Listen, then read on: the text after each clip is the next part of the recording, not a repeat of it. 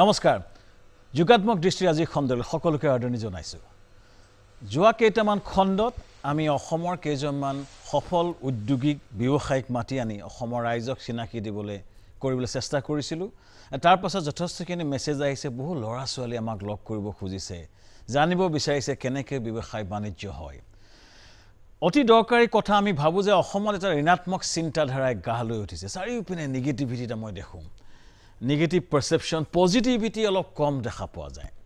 So যোগাত্মক দৃষ্টিভংগী এটা নেৰেটিভটা আমি বিচাৰিছো এটা পজিটিভ নেৰেটিভ ভাল নেৰেটিভ যাক লৈ অসমীয়া ডেকা সামে উদ্বুদ্ধ হ'ব পাৰে যোগাত্মক দৃষ্টিত শ্যামকানুৰ সৈতে অনুষ্ঠানত আজি আমি ভাবিছো অসমৰ এজন সঁচা আইকন সঁচা অৰ্থত যি অসম মাতৃৰ নাম সমগ্ৰ দেশত সমগ্ৰ বিশ্বত লৈ যাবলৈ সক্ষম হৈছে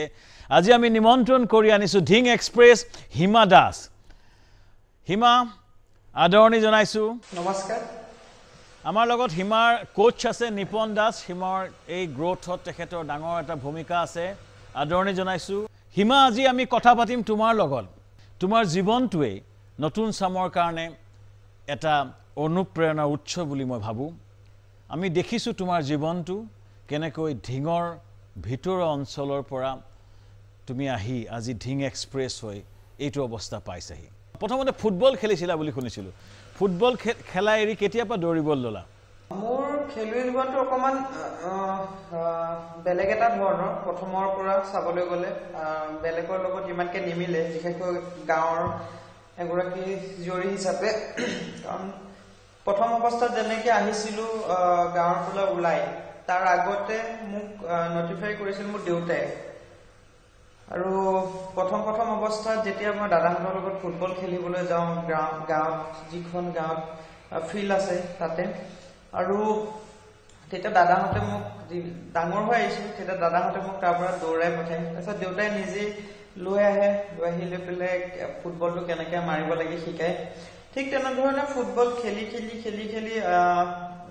ভালেখিনি গেম খেলিলো গোটেই অসমত হায়াৰ কৰি লৈ যায় তুমি কি ষ্ট্ৰাইকাৰ আছিল নে ডিফেন্ডাৰ আছিল কি আছিল মই মেইন ষ্ট্ৰাইকাৰ আছিলো কাৰণ মই দৌৰাত ভাল আছিলো তেতিয়াই তাৰ পিছত ফুটবল কেতিয়া আহিলা তাৰ পিছত এথলেটিক্স জগতটোত মানে আহিলো কি কাৰণে যে মই ইণ্ডিয়া খেলিব লাগে ইণ্ডিয়া জাৰ্চিটো পিন্ধিব লাগে তাৰ পিছত আমাৰ ধিঙত নবোদয় বিদ্যালয় আছে তাত স্কুল কম্পিটিশন বিলাক হয় প্ৰতি বছৰে আৰু মই য়োগা কম্পিটিশনত ভাগ লৈছিলো আৰু তেতিয়া য়োগা কম্পিটিশন যেতিয়া ভাগ লৈছিলো তেতিয়া মোৰ ডিসিপ্লিন আৰু লগতে ষ্টাইল সেই সকলোবোৰ আমাৰ শামসুল হক ছাৰে চাই আছিলে আৰু তেতিয়া মোক শামসুল ছাৰে কৈছিল যে এনেকে ডিস্ট্ৰিক্ট কম্পিটিশন হয় অসমত এথলেটিক্সত তুমি দৌৰাটো ভাল আৰু তোমাৰ বডিটো খুব ৰানিঙৰ লগত মিলে গতিকে তুমি এবাৰ জয়েন কৰি চাবা নেকি তেওঁ সেই যি ৰাস্তাটো দেখাই দিলে তাৰ পিছত মই নগাঁও ডিস্ট্ৰিক্টৰ লগত যোগাযোগ কৰিলো ইণ্টাৰ ডিস্ট্ৰিক্ট খেলিলো দেউতাৰ লগত গৈ কেনে সেই ইণ্টাৰ ডিস্ট্ৰিক্ট খেলোতে নিপন ছাৰ আৰু নৱজিত ছাৰে দুইজনে সপোৰ্ট কৰিলে তাৰ পিছত গুৱাহাটী মাতিলে গুৱাহাটী আহিলো এই গুৱাহাটী অহা সময়খিনিত প্ৰথম যেতিয়া আহিছো কাৰণ মোৰ ঘৰখন এটা বেলেগ এটা অৱস্থা কাৰণ জয়েন্ট ফেমিলিত আৰু মই সকলোতকৈ ডাঙৰ সকলোখিনি এৰি মই গুৱাহাটীত আহি প্ৰেক্টিচ কৰিলো আৰু বহুত সুবিধা অসুবিধাৰ মাজত গৈছিলে সেইটো সময়ত আমাৰ ছাৰে ক'ব আৰু খুব এজন হৃদয়গমী মানুহ লগ পাইছিলো তাতে ডক্টৰ পুতুল শৰ্মা ছাৰ আজি এইখিনি পাইছোহি আহিলৈ পেলাই বাকীখিনি সকলোৱে জানেই মই নিপন দাসক মই অনুৰোধ কৰিছে হিমাই নিপন দাসে লগ কেতিয়া প্ৰথম দেখিছিলে কি দেখিছিলে হিমাত আপুনি আপোনাৰ সহযোগী কোচজনে না হিমা যেতিয়া এথলেটিক্স নহয় তাৰ আগতে খেলিছিল ফুটবল সেইটো আমি পিছত শুনিলো কিন্তু বিভিন্ন প্ৰতিযোগিতাত আন্তঃজিলা প্ৰতিযোগিতাত হিমাক লগ পাইছিলো যদিও হিমা যে ইমান প্ৰতিভা আছে বা প্ৰতিভা বিকাশ হ'ব সেই কথাটো কোনো জনা নাছিলো তেতিয়া অসম চৰকাৰে 2017 চনৰ জানুৱাৰীত ফ্ৰণ্ট ৰেংকিং কোচিং কেম্প পাতিলে গুৱাহাটী সৰুৱাজাইত তেতিয়া সেই শিবিৰলৈ নগৰৰ পৰা আমন্ত্ৰণ পাইছিল হিমা দাস তো হিমা দাসক তেতিয়া আমি ভালকৈ বেছি পৰ্যবেক্ষণ কৰা নাছিলোঁ বা তাইৰ ভাল গুণবিলাক জনা নাছিলোঁ কিন্তু এটা বস্তু দেখা পাইছিলোঁ যে তাই 4 জানুৱাৰীৰ পৰা এই অনুশীলন ষ্টাৰ্ট হৈছিল কোচিং কেম্প ষ্টাৰ্ট হৈছিল তাই আহিছিল 3 তাৰিখে তাই আহি এটা বস্তুৱে কয় মোক ফোন কৰে যে ছাৰ এজনী ছোৱালী আহিছে বা দুজনী ছোৱালী আহিছে ক'ত ৰাখিম তেতিয়া মই কৈ দিওঁ যে কাষত ৰাখি দি ক'ৰবাত এই যিটো আগ্ৰহ তাইৰ কৰ্মৰ যিকোনো কামতে আগবাঢ়ি যোৱা বা আমাৰ অনুশীলনতো বা কোচিং কেম্পত যিটো তাইৰ দেখা পাওঁ আমি সাধনা ইনিচিয়েটিভ তেতিয়াবা বহুত আছে ইমান ধুনীয়া আৰু তেতিয়া আমাৰ চকুত পৰিল যে আমি ভাবিলোঁ নহয় এই ছোৱালীজনীক যদি কিবা কাৰণত গুৱাহাটীলৈ আনো কাৰণ কিয় ঢিঙৰ সেই বোকাময় খেলপথাৰত এথলেটিক্স নহয় ফুটবল খেলে যদি কেতিয়াবা ইনজুৰ্ড হ'ব ইনজুৰি হ'লে শেষ তেতিয়া তাইক এটা প্ৰস্তাৱ দিলোঁ যে তুমি গুৱাহাটী আহা কাৰণ গুৱাহাটীত চিন্থেটিক ট্ৰেক আছে তুমি গুৱাহাটীত চিন্থেটিক ট্ৰেকত খেলা তাই লগে লগে কিন্তু ক'লে যে ঘৰত মই সুধি চাওঁ এবাৰ তো সুধি চালে আৰু তেওঁলোকে ঘৰৰ পৰা সন্মতি দিলে কিন্তু এটা কথা লক্ষ্য ৰাখিব লাগিব হিমা নামৰ ছোৱালীজনী এতিয়া যিটো আইকন বা এটা চেলিব্ৰিটি সেই ছোৱালীজনীক যিটো ৰুমত ৰাখিছিলোঁ ভঙা বজা ক'ত ৰাখিছিলোঁ আমাৰ ষ্টেডিয়ামৰ সন্মুখত সৰু ষ্টেডিয়ামৰ সন্মুখত সৰু সজাই ষ্টেডিয়ামৰ সন্মুখত এটা ভাড়া ঘৰ কৰিছিলোঁ মই সেই ঘৰত আচলতে হিমাৰ এতিয়া নাথাকে বাৰু এতিয়াতো নাথাকে আৰু তেতিয়াও কিন্তু জানিলে নাথাকিলে হয় তাই কিন্তু তাইৰ সেইটো কৰ্মব্যস্ততাৰ বা কৰ্মৰ যিটো স্পৃহা আছিল যে এইটো মই থাকিম থাকি কিবা এটা কৰি দেখুৱাম ঘৰৰ পৰা ওলাই আহিছোঁ কিবা দেখাম এই বস্তুটো যিটো আছিল হিমাৰ সেনেকুৱা তেতিয়াই তাই 400 মিটাৰ আৰম্ভ কৰিছিল কেনেকৈ নহয় নহয় তেতিয়া আছিল তাই 100 মিটাৰ আৰু 200 মিটাৰ হয় 100 মিটাৰ 200 মিটাৰত তাই ভাল কৰিলে কিন্তু আমি দেখিলোঁ যে 200 মিটাৰত বা 100 মিটাৰ খেলাতকৈ 400 মিটাৰ খেলাৰ বেছি কি কাৰণে আপোনালোকে 400 মিটাৰ সুবিধাজনক কাৰণ কিয় 100 মিটাৰ খেলিলে মানে আমি দেখা পাইছিলোঁ যে এছিয়ান গেমছ বা অলিম্পিকৰ কাৰণে 4x4 ৰিলেত ইণ্ডিয়া টিম কোৱালিফাইড হয় আৰু যায় প্ৰতি বছৰে বা তেওঁলোকে মেডেলো এছিয়ান গেমছত পায় তেতিয়া এটা ভাবিলোঁ যে এই যদি 400 মিটাৰত চিফ্ট কৰা যায় 100 মিটাৰৰ পৰা তেতিয়াহ'লে অন্ততঃ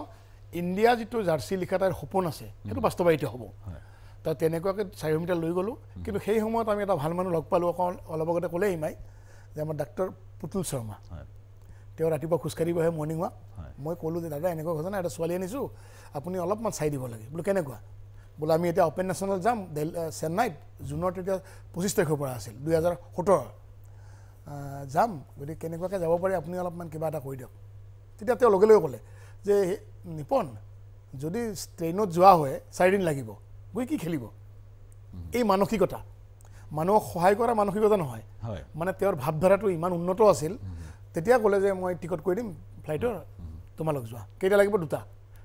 দুটা কৰি দিলে আৰু সেইটোৱে এটা হিমাৰ কাৰণে টাৰ্ণিং পইণ্ট আৰু সেইকাৰণে মই শ্ৰদ্ধাৰে তেখেতক পুতুল শৰ্মা ডাঙৰীয়া প্ৰাইমেছ ইমেজিঙৰ তেখেত স্বত্বাধিকাৰী এজন ডক্টৰ হিচাপেও যথেষ্ট তেখেত স্বীকৃতিপ্ৰাপ্ত আৰু আছু বিভিন্ন সংগঠনৰ লগত তেখেত আগতে জড়িত এজন প্ৰকৃত জাতীয়তাবাদী ব্যক্তি আৰু কথা পাতিম আপোনালোকে চাই থাকক যোগাত্মক দৃষ্টিৰে শ্যাম খানৰ সৈতে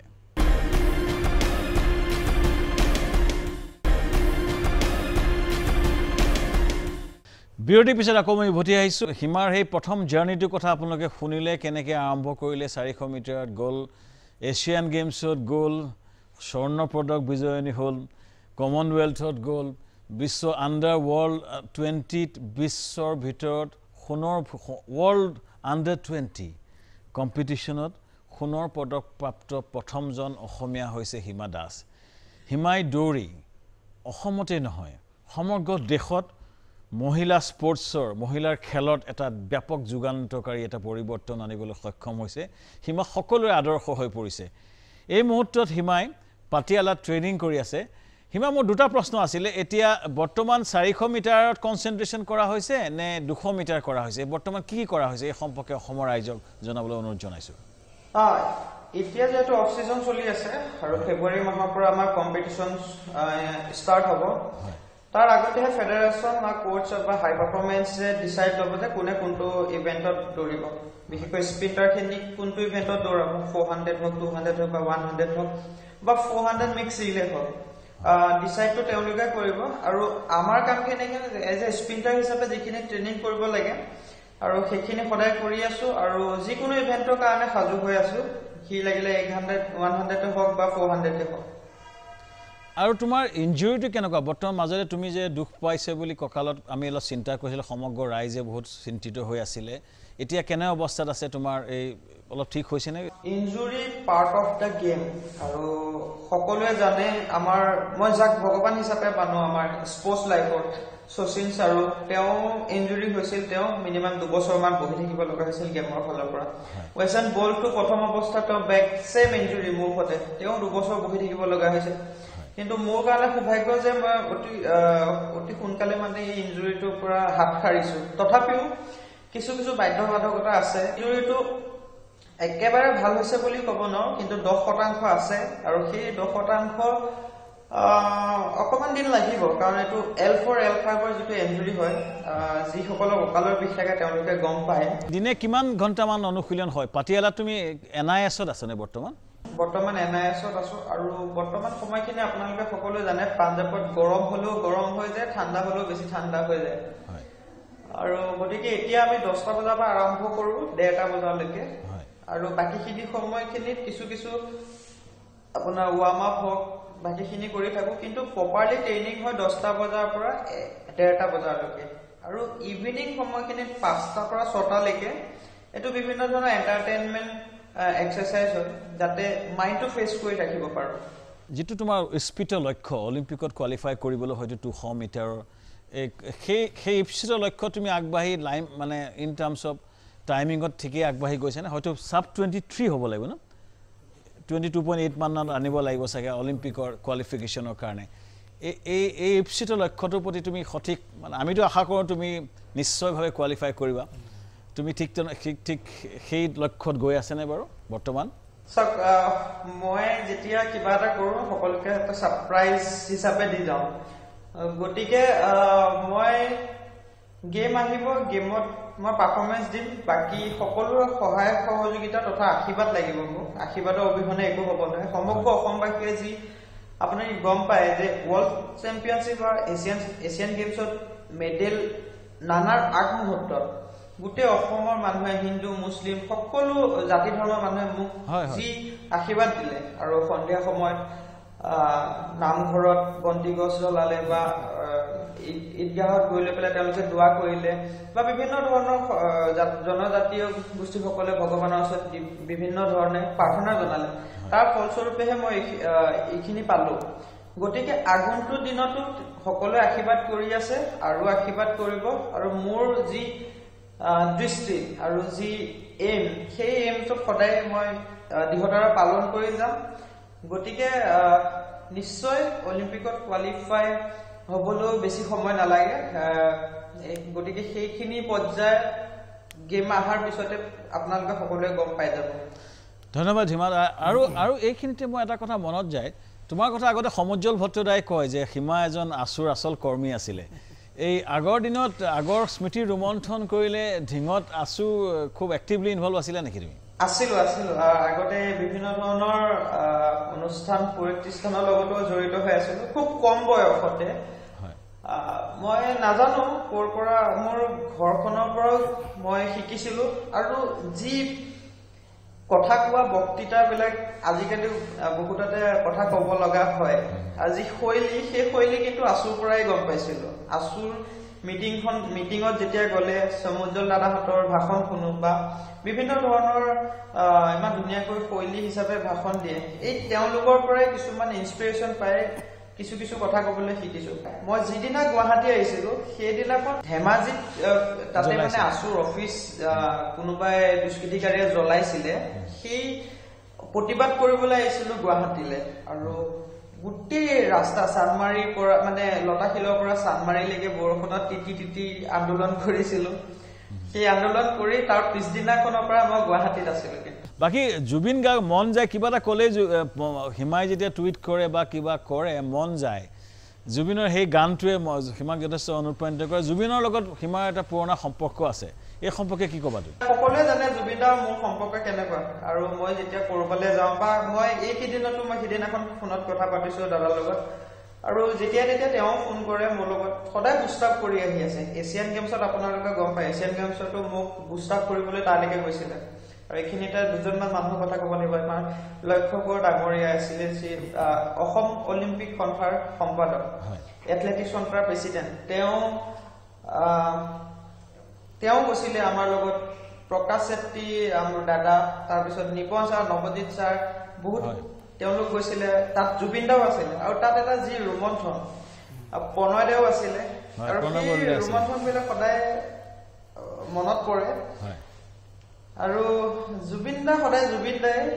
ধন্যবাদ জনাইছো হিমা। মন যায় গানটো তোমাক অনুপ্ৰাণিত কৰে। মন যায় শব্দটো কিন্তু বহুত সোমাই আছে। হয়, মন যায়, আমাৰ মন যায়, চাবলৈ মন যায়। হিমা আৰু উচ্চ শিখৰত হিমা উঠি যাওক, তাৰে আমাৰ মন যায়। আমি সফলতা, তুমি জীৱনত সফলতা আগুৱাই যোৱা। এইখিনি আৰু কথা পাতিম আমি। আপোনালোকে চাই থাকক যোগাত্মক দৃষ্টিৰে শ্যাম খানৰ সৈতে।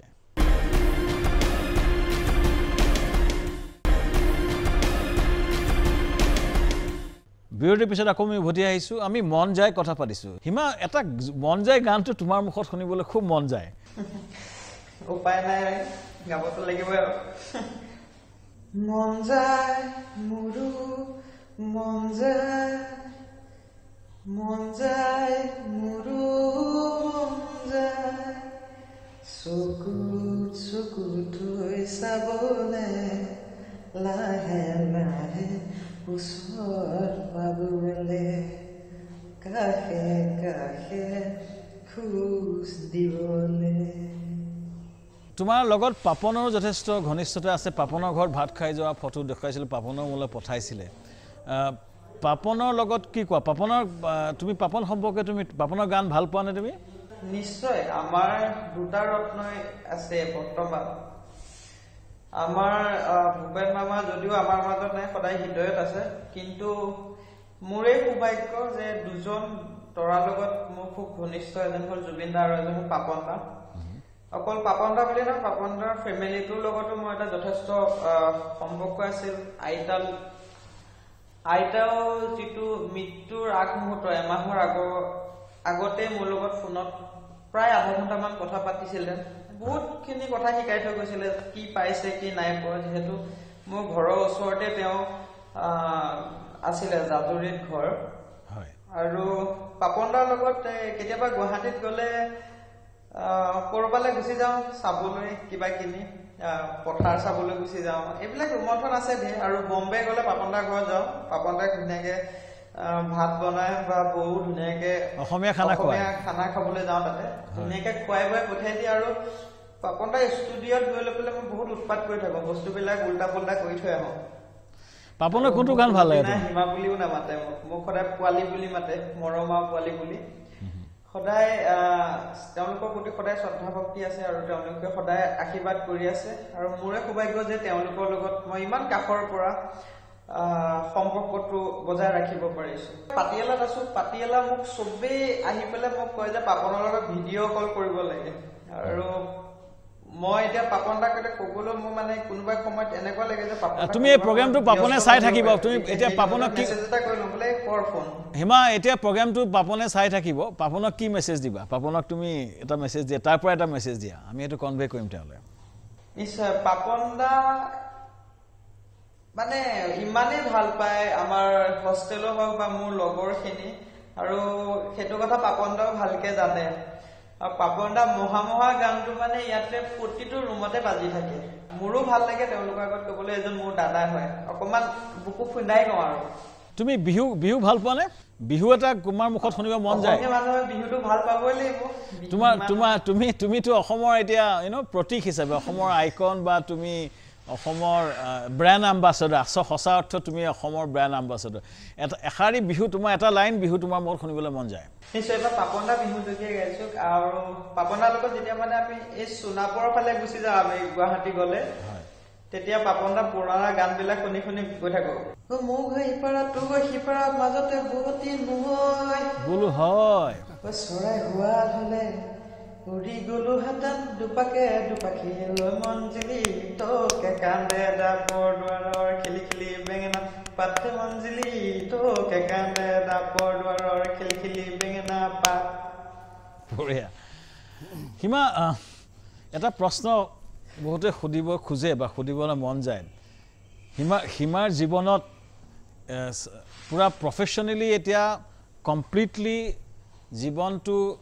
দৌৰা বা দৌৰা সংক্ৰান্তীয় নে ব্যক্তিগত জীৱনত কিবা নতুন পুৰুষ কোনোবা আছে নেকি? মানুহে কয় যে হিমাৰ জীৱনত কিবা পুৰুষ আছে নেকি বৰ্তমান? কোনোবা এফেয়াৰ আছে নেকি এই ধৰণৰ প্ৰশ্ন মানুহৰ মানে প্ৰশ্ন ভাবে মানুহৰ মনত প্ৰশ্ন আছে কি কোৱা তুমি সেইটো চবৰে মনত থাকিব প্ৰথমতে মই যিটো বয়সত মানে সেইখিনি কৰিব লাগিছিলে সেই বয়সটো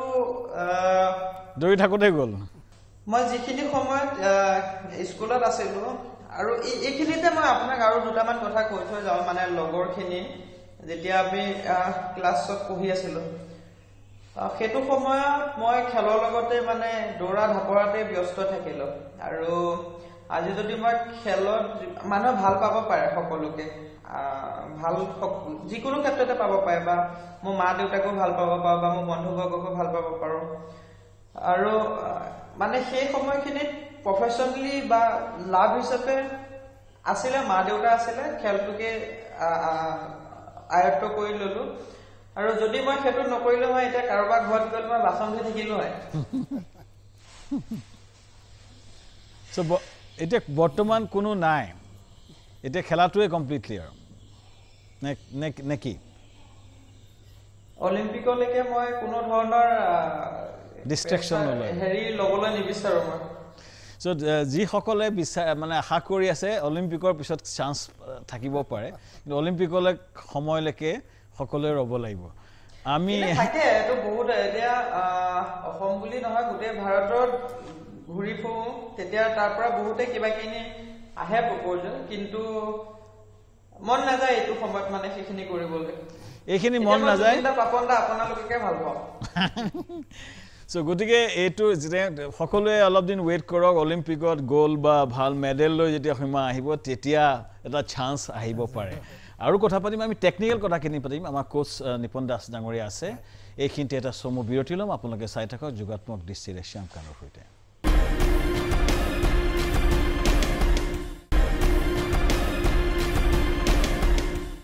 বিৰতিৰ পিছত আকৌ আমি উভতি আহিছোঁ আমি সীমাৰ ব্যক্তিগত জীৱনৰ কথা শুনিলোঁ বিহু শুনিলোঁ জুবিনৰ কথা শুনিলোঁ পাপনৰ কথা শুনিলোঁ বা ব্যক্তিগত কথা শুনিলোঁ এইবাৰ আমি অলপ আকৌ উভতি আহোঁ আমাৰ তেওঁৰ দৌৰা সম্পৰ্কে কিছুমান টেকনিকেল কথাৰ কথা নিপন দাস ডাঙৰীয়া বৰ্তমান তেখেতে তেওঁ 400 মিটাৰ এৰি 200 মিটাৰত ধৰাৰ কাৰণটো কি হ'ব পাৰে নাই এতিয়াতো হিমাই ক'লেই হয় তেওঁৰ কোচ বা মেডিকেল পাৰ্টিয়ে তেওঁলোকক সিদ্ধান্ত দিব যে কোনটো ইভেণ্টত কৰিব হয় কিন্তু হিমাৰ সাফল্যত আৰতকৈতো বহুত বস্তু আছে যেনে মই এটা কথা আপোনাক কওঁ তাই পৰীক্ষা দিব আহিছিল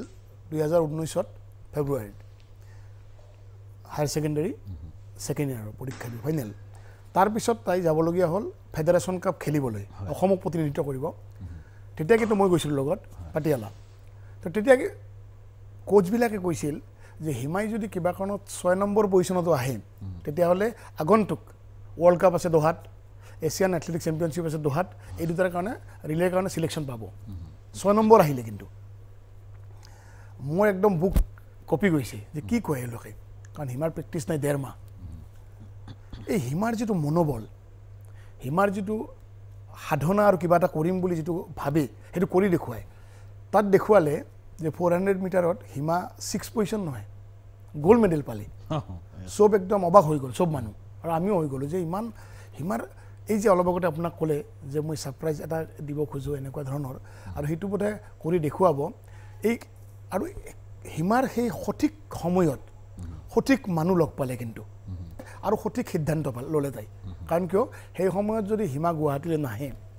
সেই সময়ত যদি সেই ভাল মানুহকেইজন লগ নাপায় সেই সময়ত যদি সৰুসজাই স্পৰ্টছ কমপ্লেক্সৰ ইন্দিৰা গান্ধী এথলেটিক ষ্টেডিয়াম নাপায় তেতিয়াহ'লে হয়তো হিমাৰ দিশ সলনি হ'লহেঁতেন মই ক'লোৱে আপোনাক যে তেতিয়াই মোৰ লক্ষ্যকৰ লগত খুব বেছি ক্ল'জ নাছিল কিন্তু আমি ভালকৈ জানো তেওঁ এদিন হঠাৎ মোক সুধিলে যে কি হিমাৰ খবৰ কি তাই তেতিয়া কিন্তু পাটিয়ালাত আছে পাটিয়ালা নহয় ত্ৰিবান্দ্ৰমত আছে ইণ্ডিয়া কেম্পত মই ক'লোঁ যে এটা প্ৰব্লেম হৈছে তাইক এযোৰ স্পাইক্স লাগে তো স্পাইক্স তেওঁ সুধিলে কিয় কিমান দাম পৰে কিমান লাগে মোৰ ভয় লাগিল কাৰণ কি এযোৰ স্পাইকৰ তেতিয়া দাম হৈছে 25,000 আৰু মই ক'লে কিজানে গালি দিয়ে মই লক্ষ্যকৰ ডাঙৰে ক'লোঁ যে 25,000 পৰিব লগে লগে ক'লে কালি তুমি এপ্লিকেশ্যন লৈ আহা মই কালি টকা দি দিম এই যিটো ভাৱধাৰাৰ মানুহ এই যিটো মানুহ আগবঢ়াই নিয়াৰ চিন্তা চৰ্চা কৰা মানুহ সেই মত হিমাই পালে আৰু ডক্টৰ পুতুল শৰ্মাৰ কথা তাইও ক'লে মই ক'লোঁ যে এই পৰিৱেশে হিমাক কিন্তু যথেষ্ট আগবঢ়াই নিলে আৰু এনেকুৱা এটা জটিলতা আহিছিল যে হিমাই যেতিয়া প্ৰেক্টিছ কৰিব সৰু হাজত নাপায় কাৰণ কিয় 2017ত ৱৰ্ল্ড কাপ হৈছিল গুৱাহাটীত ফুটবল ৱৰ্ল্ড কাপ আণ্ডাৰ 17 তেতিয়া আমাক সোমাবই নিদিয়ে হিমাক সোমাব নিদিয়ে তেতিয়া মই বাৰে বাৰে ৰিকুৱেষ্ট কৰোঁ যে এই বিৰাট প্ৰতিভা আছে এই এটা ভাল দেখুৱাব এই প্ৰেক্টিছ কৰাৰ কাৰণে দিয়ক তাইক মই খানাপাৰালৈ নিওঁ বাইকৰ পিছত খানাপাৰাত প্ৰেক্টিছ কৰি ইঞ্জুৰি হৈ গ'ল তাই তেতিয়াও ভৰিত লাগিল এনেকুৱা ধৰণৰ ঘাট প্ৰতিঘাত যথেষ্ট আছে তাৰপিছতো হিমাই কিন্তু পিছ পৰি অহা নাই আৰু তাইৰ এই অধ্যাৱসায়টো আৰু তাই ড্ৰাইভটো যিটো আছে কিবা এটা কৰি দিয়াৰ যিটো দম আছে অসমীয়া মানুহে এইটো তাইৰ পৰা শিকিবলগীয়া আছে অসমীয়া ডেকা ল'ৰা ছোৱালী শিকিবলগীয়া আছে মনৰ মাজত প্ৰশ্ন এইটোৱে যে ৱৰ্ল্ড ষ্টেজত তাই কেনেকুৱা ষ্টেজত আছে কাৰণ এইটোৱে চিন্তা মানুহৰ যিটো আশা যিহেতু তাইক লৈ ইমানখিনি আশা প্ৰত্যাশা অকল অসমৰ ৰাইজৰে নহয় সমগ্ৰ দেশৰে আশা প্ৰত্যাশা আছে আপুনি কি ভাবে অলিম্পিক 2018ত অসমে এখন পাতিলে ইণ্টাৰষ্টেট এথলেটিক চেম্পিয়নশ্বিপ যিটো নেশ্যনেল নহয় ইণ্টাৰনেশ্যনেল ষ্টেণ্ডাৰ্ড পাতি দিলে লক্ষ্যগড় নেতৃত্বত হৈছিল কিন্তু এইটো তাৰপিছত হিমাই তাত বেষ্ট এথলেটো পালে য'ত অলিম্পিয়ান দ্যুতি চান্দক বিট দিলে 200 মিটাৰত তাই 400 মিটাৰত তাই ৱৰ্ল্ড ইণ্ডিয়া যিকেইটা অলিম্পিক খেলুৱৈ আছে তেওঁলোকক বিট দিলে বিট দি বেষ্ট এথলেট পালে তাৰপিছত 7 দিন অনুশীলন কৰি মানে নেশ্যনেল কেম্প গুৱাহাটীতে হৈছিল তাৰপৰা তাই যিটো জাৰ্ণি কৰিলে ফিনলেণ্ডলৈ আপুনি শুনিলে হয়তো গা মোৰ শিহৰি উঠিব তাই যিটো কষ্ট কৰি গ'ল তাৰপিছত জুলাইৰ 12 তাৰিখে যিটো দেখুৱালে বিশ্বক ভাৰতবৰ্ষৰ যিটো ইতিহাস ৰচিলে যে ট্ৰেক ইভেণ্টত ভাৰতবৰ্ষৰ ইতিহাস ৰচিলে তাই অমিতাভ বচ্চনে তাকে লৈ টুইট কৰিছিলে সেই ঘটনাটো যে আমাৰ পিএম ছাৰে কৰিছিল মহিলাৰ এটা সাকসেছ ষ্টৰী গতিকে এই যিটো কৰাৰ আমি যেতিয়া কেম্প মোৰ প্ৰশ্ন নিপন শুনক এতিয়া এই প্ৰশ্নটো হৈছে যে তাই বৰ্তমান বিশ্ব স্তৰত কেনেকৈ কি লেভেলত আছে টেকনিকেল এটা প্ৰশ্ন আপোনাক এতিয়া আমি সদায় তাইৰ পাৰ্চনেল কোচ গেলিনা মেম আছে ইউএছএৰ অলিম্পিক মেডেলিষ্ট বাইদেউৰ লগতো কথা পাতি থাকোঁ কেতিয়াবা আৰু চিফ কোচ যিজন আছে ৰাধাকৃষ্ণ নায়াৰ আছে তেওঁৰ লগতো কথা পাতোঁ তেওঁলোকৰ পৰা কিন্তু এটা আপুনি যিটো ক'লে যোগাত্মক দৃষ্টিৰে যিটো আপুনি অনুষ্ঠান পাতিলে এই যোগাত্মক দিশটো কিন্তু আমি পাওঁ কাৰণ তেওঁলোকে সদায় কয় যে হিমাই কৰি দেখুৱাব আৰু এতিয়া কৈ আছে যে হিমা আৰু নীৰজ চোপ্ৰা এই দুগৰাকীয়ে যদি অলিম্পিকত মেডেল দিব পাৰে এতিয়া ষ্টেজত এতিয়া যিখিনি এথলেট আছে এইটো কিন্তু আশা কৰি আছে দুজনৰ ওপৰত আৰু মই কৈছোঁ আপোনাক যে হিমাই কৰিব নোৱাৰা কাম একো নাই হিমাই কৰিব নোৱাৰা কাম একো নাই হিমাৰ যিটো এক্স ফেক্টৰটো আছে কিবা এটা কৰি দেখুৱাৰ যিটো কথা এইটোৱে মই ভাবোঁ যে এইটোৱে অসমীয়া গিৰি বুলি আমি কৈ থাকোঁ অসমীয়াত্বটো কি এইটোৱে অসমীয়াত্বটো কৰিম বুলি যিটো স্পৃহাটো হিমা ক'ত পালা কেনেকৈ আহিলে ইমান যে এই যিটো তোমাৰ ফায়াৰ ইন ইয়ৰ বেলি এই যিটো কেনেকৈ ক'ৰ পৰা আহিলে এটা লাইনত তুমি ক'বাচোন বাৰু হিমা এইটো মোৰ ঘৰখনৰ পৰা আহিছে আমি কথা পাতিম হিমা এইখিনিতে আমি এটা মোৰ দেউতা যিখিনি ডেডিকেশ্যন মোৰ মা দেউতাৰ ডেডিকেশ্যন তেওঁলোকৰ পৰা আহিছে আৰু মোৰ ফেমিলিটো জইণ্ট ফেমিলি মোৰ বৰ্তা বৰ্মাই কেনেকৈ ফেমিলিটো ৰাখিছে চ' সেই তাৰ পৰা আহিছে ধন্যবাদ হিমা আমি আৰু কথা পাতিম আপোনালোকে চাই থাকক যোগাত্মক দৃষ্টিৰে শ্যামকানৰ সৈতে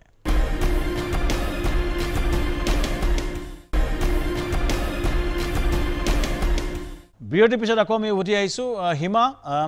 যোগাত্মক দৃষ্টিৰে শ্যামকানৰ সৈতে অনুষ্ঠানত আমি চেষ্টা কৰি আছোঁ যে অসমৰ ল'ৰাৰ শক্তি কি আছে ল'ৰা ছোৱালীৰ কি আছে কি কৰিব পৰা যায় কেনেকৈ আমাৰ এই যুৱ শক্তিটোত আমি কনষ্ট্ৰাক্টিভলি ইউজ কৰিব পাৰোঁ আৰু অসমখন শক্তিশালী কৰিব পাৰোঁ চাৰিপিনে ৰাজনীতিৰ মাজত কিন্তু আমি কথা ক'ব বিচাৰোঁ এটা যুৱ শক্তিৰ টেলেণ্টৰ কথা কেনেকৈ কনভাৰ্ট কৰিব পাৰি প্ৰডাক্টিভলি কেনেকৈ অসমত এটা কৰিব পাৰি তোমাৰ উপদেশ কি হ'ব অসমীয়া ল'ৰা ছোৱালীৰ প্ৰতি যুৱ চামৰ প্ৰতি অভিভাৱকৰ প্ৰতি তোমাৰ উপদেশ কি হ'ব উপদেশ দিবলৈতো নোৱাৰোঁ সেইটো হয়তো সিমানখিনি পোৱাব নাই কিন্তু এজন ল'ৰা ছোৱালী ডিপেণ্ড কৰে মাক দেউতাকৰ ওপৰত আৰু মাক দেউতাকে প্ৰথমৰ পৰাই তেওঁক বুষ্ট আপ কৰিব লাগে আৰু তাৰপিছত যে তেওঁ যিটো ভাল পায় বেয়া কামখিনি বাদ দি এতিয়া মোৰ স্পৰ্টছটো এথলেটিক্সটোতে মই নিজৰ জীৱনটো গঢ়িব পাৰোঁ যিহেতু মই নিজেই সেইখিনি পাৰ্চেণ্টেজ বা ওচৰৰ পৰা পাইছোঁ কাৰণ মই পঢ়া শুনাটো ইমান ভাল নাছিলোঁ গতিকে মোৰ এইমটো যিহেতু লাহে লাহে এথলেটিক্সৰ ফালে আহিলে আগ্ৰাসীন হৈ আহিলে তাৰপিছত মই দেখিলোঁ যে ইও মোক জীৱনটো সলনি কৰি দিব পাৰে মোৰ জীৱনৰ উপাৰ্জনৰ পথটো হ'ব পাৰে গতিকে মই নিজেই কষ্ট কৰিলোঁ কষ্ট কৰাৰ পিছত লাহে লাহে ইণ্টাৰনেশ্যনেল লেভেল নেশ্যনেল লেভেলত বিভিন্ন ধৰণৰ প্ৰতিযোগিতাত অংশগ্ৰহণ কৰি তাৰ পৰা মই ইয়াৰ লগতে নিজেই উপাৰ্জন কৰিলে লগতে দেশখনকো গৌৰৱান্বিত কৰিলে গতিকে মই সকলোকে এটাই কথা কওঁ যে প্ৰথমতে তুমি নিজক জিলিকোৱা, তাৰপিছত অসম জিলিকিব, তাৰপিছত ভাৰত জিলিকিব। ধন্যবাদ হিমা। আৰু তাৰ লগতে আৰু এটা মই তোমাক প্ৰশ্ন কৰিম বুলি ভাবিছিলোঁ যে এতিয়া তোমাৰ কেনেকুৱা হ'ব ভৱিষ্যতৰ প্লেন, অসমলৈ অহা প্লেন আছে নেকি? অলপতে আমি শুনিছিলোঁ যে অসম পুলিচত হিমাক নিযুক্ত কৰা হ'ব, কেতিয়া মানে সেইটো আমি আশা কৰিব পাৰোঁ, আৰু অসমলৈ কেতিয়া আহিব, নেক্সট কম্পিটিশ্যনটো কেতিয়া হ'ব? দুটা প্ৰশ্ন মই সুধিব খুজিছোঁ। প্ৰথমতে নেক্সট কম্পিটিশ্যনটো জানুৱাৰীৰ পিছৰ পৰা আৰম্ভ হ'ব, ফেব্ৰুৱাৰীৰ আগমুহূৰ্তত আৰম্ভ হ'ব, আৰু এতিয়া আমি প্ৰেক্টিছৰ কাৰণে গৈ থাকিম। আৰু গতিকে অসমত ইলেকশ্যনো আহি আছে, তাৰ আগতে যিহেতু মোৰো এটা সপোন আছে অসম পুলিচৰ হৈ কাম কৰা, আৰু সেইটো আমাৰ এটা খুব ভাল পদক্ষেপ অসম চৰকাৰৰ, যিহেতু পাঞ্জাৱ, হাৰিয়ানাত ভাৰতৰ প্ৰতিখন হেৰিয়তে আছে, আৰু যিটো আমাৰ অসমত নাছিলে স্পৰ্টছ পলিচি বুলি যিটো কয়, তাত সেইটোত পোনপ্ৰথমবাৰৰ বাবে ইনক্লুডিং হৈছে, বাজেটত ঘোষণা কৰিছে, আৰু মই সৌভাগ্য যে তাৰ প্ৰথম হিতাধিকাৰী হিচাপে মোক নিৰ্বাচিত কৰিছে। আৰু লগতে আৰু এটা সুখবৰ দিবলৈ ওলাইছো অসমবাসীক যে আগন্তুক যি এডুকেশ্যন পলিচিখন এটা কমিটি বনাইছে, তাতো মই এক্সিকিউটিভ মেম্বাৰ হিচাপে আছিলোঁ, আৰু তাত মোক কৈছিল যে পৃথিৱীৰ যিমানখিনি দেশত ঘূৰিছে তাৰ যি পলিচিখিনি আছে তাৰ ওপৰত ভিত্তি কৰি এটা টোকা বনাব দিছিলে। আৰু তেতিয়া মই যিটো পলেণ্ড ঘূৰিছোঁ, মই চেক ৰিপাব্লিক, প্ৰায় 30খনো অধিক দেশ ঘূৰিছোঁ, তাত যিখিনি পাইছোঁ সৰু সৰুকে আয়ত্ব কৰি এটা টোকা মই তেওঁলোকলৈ পঠাইছোঁ, যিটোত পৃথিৱীৰ প্ৰায়কেইখন দেশতে এনেকুৱা হয় যে আপুনি এছিয়ান গেমছ খেলক, আপোনাক BA ডিগ্ৰী দিব, আপুনি অলিম্পিকত মেডেল পাওক, আপোনাক MA ডিগ্ৰী দিব, তেনেধৰণে এটা টোকা এটা মই লিখি পেলাই দিছোঁ। আৰু মই ভাবোঁ সেইটো অসম চৰকাৰে তথা ভাৰত চৰকাৰে এইটো আমাৰ এডুকেশ্যন পলিচিত ইনক্লুডিং কৰিব। হয় হিমা, আমি এটা কথা মই সুধিব খোজোঁ যে আমি যিহেতু আমাৰ সপোনটো হৈছে অসমখন খেলাৰ ক্ষেত্ৰত এটা হাব হওক, মাননীয় মুখ্যমন্ত্ৰীয়ে এই ক্ষেত্ৰত যথেষ্ট জোৰ দিছে, কিন্তু বহুখিনি কৰিবলগীয়া আছে, বিশেষকৈ যিটো তুমি এটা ছাজেশ্যন দিছা এডুকেশ্যন পলিচিত, শিক্ষানীতিত কিছুমান ছাজেশ্যন দিয়া হৈছে, কিন্তু আন্তঃগাঁথনি কি কৰিলে তুমি ভাবা যে অসমখন এটা স্পৰ্টছ হাব হ'ব পাৰে? আমি বিচাৰোঁ অসমৰ পৰা অলিম্পিয়ান উলিয়াওক, আৰু হিমা দাস হওক, আৰু খেলুৱৈ আমাৰ অংকুচিতা বড়ো হওক, লাভলীনা বৰগোহাঁই হওক, কাৰণ বক্সিঙতো খুব ভাল কৰি আছে অসমীয়া ল'ৰা ছোৱালী, আৰ্চাৰীটো ভাল কৰিছে, কি কৰাটো বিচাৰ? সৰ্বশেষত তোমাৰ এটা মন্তব্য ল'ব খুজিছোঁ। প্ৰথম কথা, আন্তঃগাঁথনিৰ আগতে আমি শিক্ষকখিনিক প্ৰস্তুতি কৰিব লাগিব, যিখিনি খেলৰ লগত জড়িত হৈ থাকে বা NIS বা BPED কৰা তেওঁলোকক অতি মানে ওচৰৰ পৰা জড়িত কৰাব লাগিব চৰকাৰী হিচাপে। আৰু লগতে আন্তঃগাঁথনি কামো কৰিবলগীয়া আছে বহুখিনি, আৰু সেই হেতু অসম চৰকাৰৰ ফালৰ পৰা 2018 চনতে এটা প্ৰস্তাৱ দিছিলোঁ, তেতিয়া গোটেই অসমতে 100খন ফিল্ডৰ কাৰণে বনাবৰ কাৰণে সেইটো মুখ্যমন্ত্ৰী ডাঙৰীয়াৰ প্ৰস্তাৱ দিয়া হৈছিল। আৰু লগতে বৰ্তমান সময়ত আপুনি শুনি খুব ভাল পাব, গোটেই অসমত 1000খন ফিল্ড গ্ৰাছ লেভেলত হৈ আছে, আৰু মই ভাবোঁ 1000খন ফিল্ডত যদি 500খন ফিল্ডত যদি একোজনকৈ খেলুৱৈ ওলায়, তেতিয়াও তাত আপুনি গোটেই হেৰিখিনি দিব নোৱাৰে, সদায় গুৱাহাটীলৈকে আনিব লাগিব। গতিকে গুৱাহাটীখন আপোনালোকে খুব জানে যে সৰুসজাই ষ্টেডিয়ামখন এটা খুব ইণ্টাৰনেশ্যনেল লেভেল ফিল্ড আছে, গতিকে তাৰ পৰা মেইন কথাটো হ'ল প্ৰডাকশ্যনটো আমি গাঁৱৰ পৰা আনি পেলাই গুৱাহাটীত ট্ৰেইনিং দিব লাগিব। তাৰপিছত ধন্যবাদ জনাইছোঁ হিমা, বৰুৱা ককাৰ নামত এখন হয় ধন্যবাদ জনাইছোঁ হিমা। আমাৰ সময় শেষ হৈ আহিছে। প্ৰথমতে মই ক'ব খুজিছোঁ যে তুমি অসমীয়া নতুন চামৰ এটা আদৰ্শ, এটা অনুপ্ৰেৰণাৰ উৎস।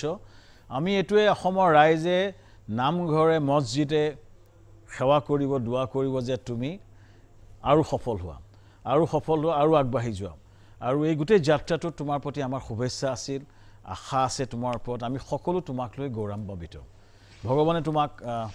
আৰু আশীৰ্বাদ কৰক আৰু আগুৱাই লৈ যাওক। নিপন দাস ডাঙৰীয়া, আপোনাক ধন্যবাদ জনাইছোঁ আজি অহাৰ কাৰণে। বিশেষকৈ মই এইটোৱে ক'ব খুজিছোঁ যে আপোনালোকে যেনেকৈ হিমাক লৈ আহিলে, এইটো অৱস্থালৈ আনিলে, আৰু কিছু হিমাক লৈ আহক। অসমখন আমি বিচাৰোঁ একদম স্পৰ্টছ হাব হওক। এইখিনিতে মই এটাই ক'ব খুজিছোঁ, যোগাত্মক দৃষ্টিত আমি বিচাৰোঁ যে এই হিমাৰ এটা এক্সাম্পল অসমীয়া বাকী সকলোৰে এক্সাম্পল হওক। আজিকালি সকলোতে পাৰিব পাৰে। হিমাই যিটো কথা ক'লে, যিকোনো এথলেটিক্সত এটা কেৰিয়াৰ হ'ব পাৰে। IPL খেলি ৰিয়ান পৰাগে তেওঁক এটা কেৰিয়াৰ হ'ব পাৰে। বক্সাৰ লাভলীনা বৰগোহাঁই অংকুচিতাহঁতৰ কাৰণে এটা কেৰিয়াৰ হ'ব পাৰে খেলা আজিকালি এটা কেৰিয়াৰ খেলাটো এতিয়া এটা অৱসৰৰ বস্তু নহয় খেলাটো হৈছে কেৰিয়াৰ আজিকালি ইমানেই প্ৰাইভেট ছেক্টৰ আহিছে ফুটবলত ISL হৈছে বিভিন্ন ফুটবল লীগ হৈছে ফুটবল এটা কেৰিয়াৰ মই এইটোৱে ক'ব খুজিছোঁ অসমীয়া যুৱ চামক যে যিকোনো কাম যদি ভালকৈ কৰে এটা ডাঙৰ কেৰিয়াৰ আপোনালোকৰ আগত আছে এই সকলোখিনি কৰাৰ কাৰণে আমি এটাই আজি হিমাক মাতি হিমাৰ অধ্যৱসায় যিটো কমিটমেণ্ট যিটো ড্ৰাইভ যিটো ফায়াৰ এইখিনি দেখুৱাৰ উদ্দেশ্য এইটোৱেই যে তেওঁ যাতে সকলোকে অনুপ্ৰাণিত কৰিব পাৰে আৰু হিমা দাস হওক আৰু এনেকুৱা টেলেণ্টেড মানুহ অসমত জন্ম হওক আৰু অসমখন আগবাঢ়ি গৈ থাকক যোগাত্মক দৃষ্টি আজি অহাৰ কাৰণে হিমা দাসক ধন্যবাদ জনাইছোঁ নিপন দাস ডাঙৰীয়াক ধন্যবাদ জনাইছোঁ আৰু সকলো দৰ্শককে অনুষ্ঠানটো চোৱাৰ কাৰণে ধন্যবাদ জনাইছোঁ